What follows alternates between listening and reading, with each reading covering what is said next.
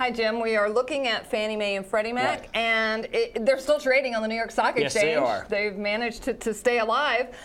What's also interesting is that we've also got our government keeping them alive as well. Well, there are a lot of things that the government is beginning to use Fannie and Freddie for. And I think that one of the things that you have to understand about all of what the ammo the government has is it's basically nationalized a lot of the hopes for mortgages. Now, this was why I felt that the government should just offer 4% for everybody, because they're very much in the mortgage business. Originally, Fannie Mae and Freddie Mac were built as the low-cost alternative for people. Right, and what happened is there's really were two parts of what happened to Fannie and Freddie, and where people misjudged, particularly the value guys. Fannie and Freddie kept mortgages, and they also packaged mortgages. Right, bundled them and sold them. Right, it was the portfolio of mortgages they kept that sunk them. They should never have done that. The portfolio of mortgages that they sold was brilliant. They got rid of them, and wherever they are, they're there. Many of them performing. What the government can do is take the beating. It can take an endless amount of beating by keeping mortgages and by refinancing mortgages, and also by using it to be able to make it so that banks make more loans and can dump them off to Fannie and Freddie, particularly because the system is being geared toward having lower rates. I think that all of these things are going to make it so a housing bottom is more likely. I know I made a gutsy call a year ago when I said housing could bottom this year. I feel much better about all these. Now, it's very convoluted because one of the things that people have to recognize, the interest cut rather than principal cut, which is Sheila Bair, whom I think is very smart from the FDIC.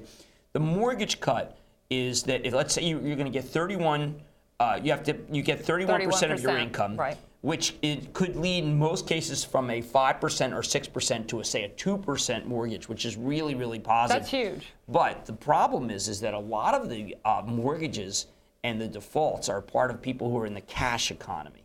It's very hard to figure out whether they are, what 31% of their income is. So that's where I think the drawback is. And that's why I wanted this universal system, so that there's not complications. And I don't think that there will be a lot of banks that want to lend like that. Now, you're obviously going to get, of course not. You're going to get the government to give you money. But the idea that, I think that you take them all as a piece, and what you get is, let's say, maybe 25% of homes are affected positively.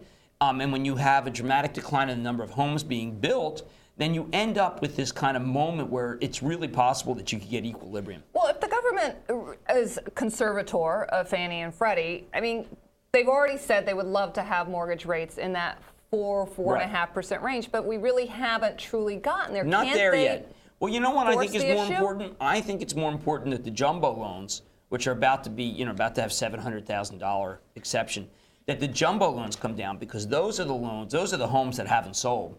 No. And I think that you need those mortgages to become 4 and 5%. I did see a 4.5% mortgage for a conforming loan last week, so that's a very good sign.